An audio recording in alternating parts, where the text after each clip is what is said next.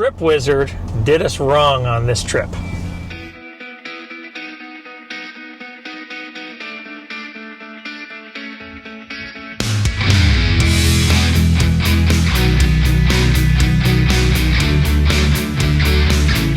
So when we got to town, Kevin was in the office talking to the lady running it, and she said, you've got to go to the bakery. It's literally, we could walk here. It's just across from the marina. They are only open 3 days a week. So Thursday, Fridays, and Saturdays from 10 to 3. And she said it's tiny, but it's amazing, and there's a line out the door. So then I got online, I started looking at it and seeing the reviews, and everybody was like, oh, it's so wonderful, but get there early because once they sell out, they're done. And they have daily specials every day, and they specialize in breads. So we got there, it was like 12:45, and they had quite a bit of selection left. We didn't know what we wanted, so we didn't care about going early. We just wanted to try stuff. The ladies in there are super sweet, and on the reviews, they get a 4.9, which is really high. So I was like, well, let's just try it if Kane's recommended. So this is what we got. Tonight we're doing some sort of like mini burger meal with like a gravy type thing. So we wanted to try their sourdough because that's what they're known for. So we got these little sourdough pretzel buns, and we figure we could just use them tonight for dinner. We'll try those out. And then in here, we just got a smorgasbord of things to try. I don't even remember the names of it. This is a coffee cake. This is like a little Swedish cookie that looked yummy. This is like an apple custard something. This is a molasses cookie. She said it's like their the best one of what they had. They had like a chocolate chunk and a snickerdoodle. This one does look amazing if you like molasses. And then Kevin wanted to try their quiche. So we did get a quiche. Their prices vary on everything. It just depends on what you get, but kind of a neat experience. We are actually going to go and do a hike. So we will try these later. And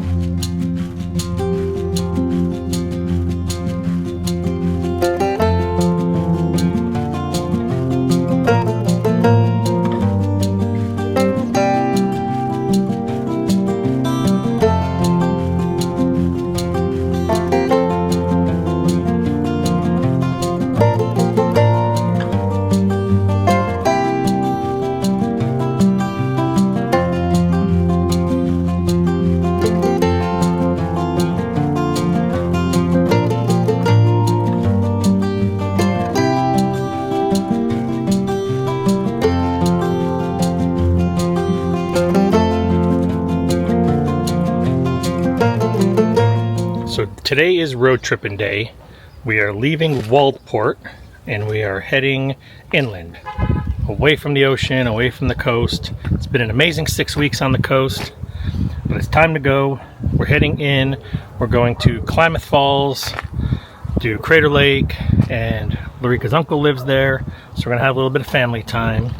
But as far as this RV park is concerned, we actually have a nice pull-through spot, a little bush here for privacy, which is awesome, but the roads are very tight and narrow, and they even told us that when we checked in. And I just went walking around, and even the last few days driving around, it's going to be very tight pulling out and making some of the turns to get back out. So what I've decided to do was we're just going to back straight out. This is the way we came in, and if you can see, it's a good 100+ yards all the way straight back, and then the road is right there. So I think what we're going to do is, once I hook up, we're just going to back all the way, turn it, and then go out the road right there behind those RVs. Again, you got to pivot, you got to make adjustments for what you have to do for your RV. We actually had to back out of our spot at Yosemite as well. We didn't record it. That was a little more hairy. But yeah, sometimes just because it's a pull through doesn't mean you can actually pull through. Just like last year in the Keys, we had that beautiful pull through spot, but you couldn't pull into it. You had to back into it. If you haven't seen that video, we'll put it up here. But yeah, so here we go. We're gonna back out of a pull through and hit the road.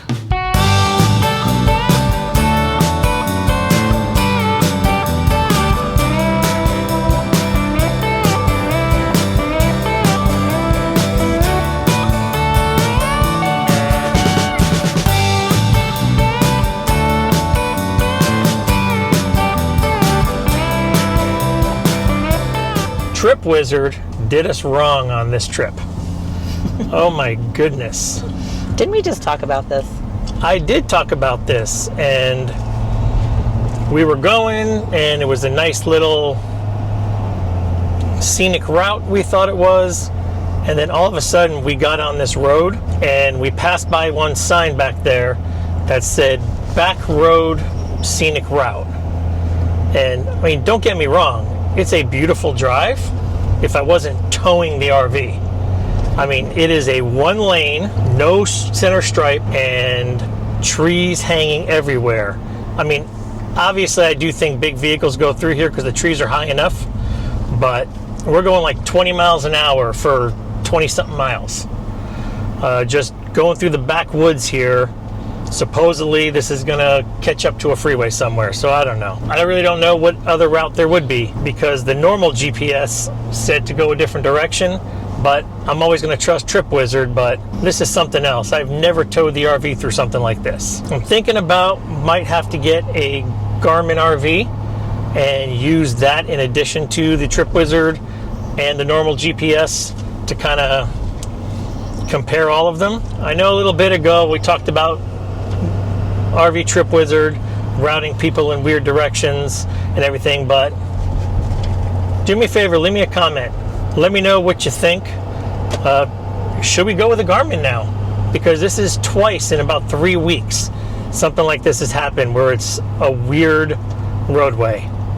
So, I don't know. All right, good afternoon. It's actually afternoon. Usually we're saying good morning. Today is a road tripping day. Road tripping day? Yes. We are, after 6 weeks of being on the Oregon coast, we are not leaving Oregon. No. We are heading more inland, but yes, we are leaving the coast. And we both were talking about how we could easily stay. Oh, absolutely. I could totally stay on the coast longer. We're already talking about, a couple years down the road, maybe just breaking down and doing an entire loop on the Oregon coast possibly, and just enjoying spring, summer, fall, and doing all of it. Just a couple months here and there, just going up and down. We love the Oregon coast. I've never met anybody that doesn't. No. It speaks for itself. Its beauty. It just, there's nothing like it. So you have not done the Oregon coast, definitely need to do it.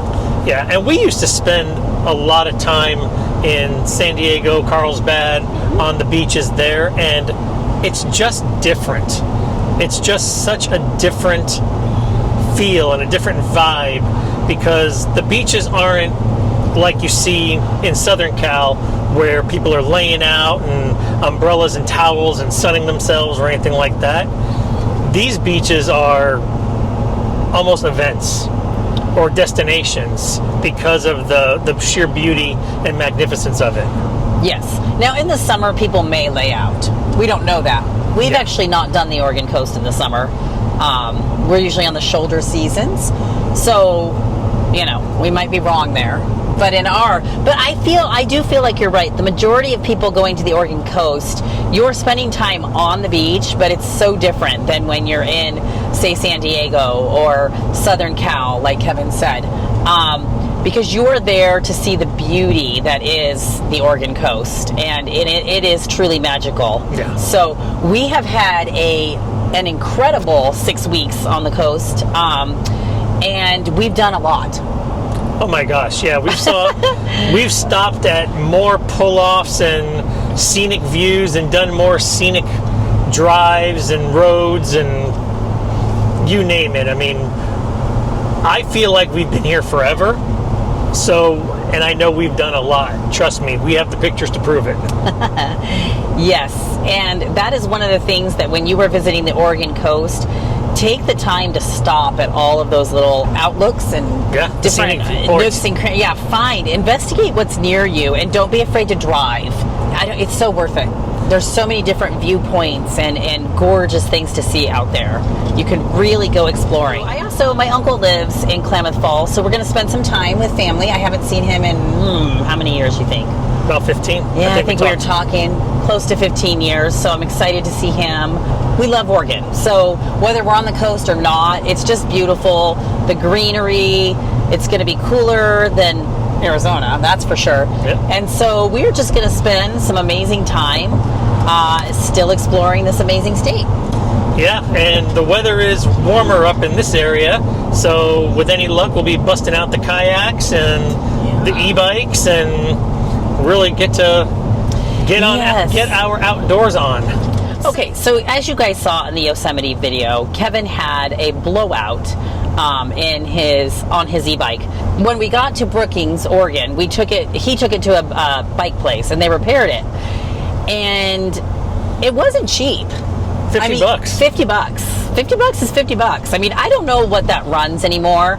We tried doing it ourselves. It was just a bad blowout. It needed to get fixed. The issue was because it's an e-bike with all the wires and all the contraptions on it, I didn't have the right tools or knowledge to remove all of the electronics to get to the rear tire. Because on ours, the engine is in the rear tire, so I couldn't get to it. And even the guy in the bike shop said, it's a pain. If you don't know what you're doing, you won't get it right. So I paid a guy to do it. You even went and bought a wrench and everything, like the one that we didn't have.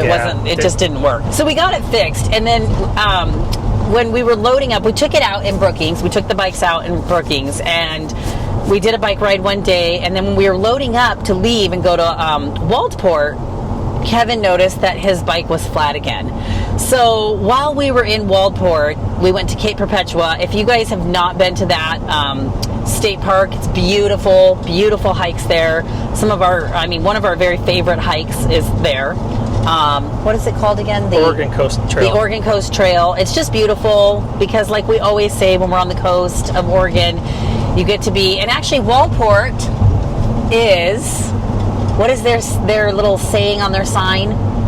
Where the forest meets the sea. Yeah, the trees meet the sea, I believe.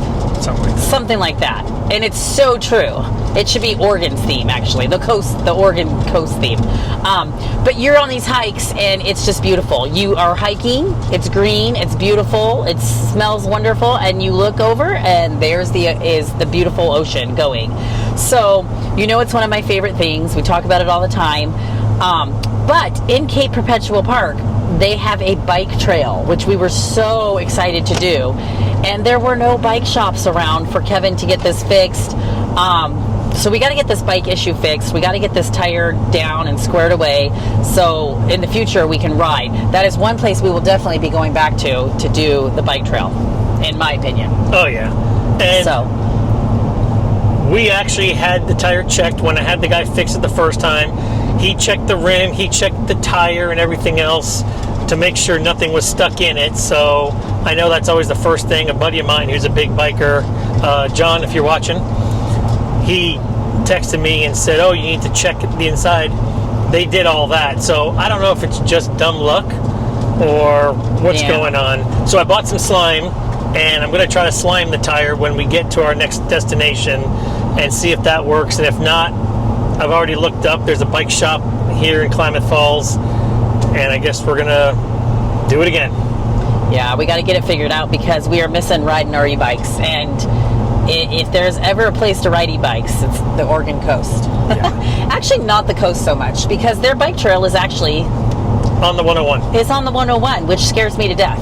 So, and you see people doing it all day long. It's just, to me, it's just a little scary because there's too many cars. I like the trails where you're a little bit off. But I can see why people do it. It's amazing. Yeah. So, all right. So that's about it from the road. We're gonna enjoy the last 120 miles to Klamath Falls through this gorgeous road. We're on Highway 58, going from Eugene, Oregon, and there's water on one or both sides, and it's just a beautiful, incredible road. And we'll see you in Klamath Falls.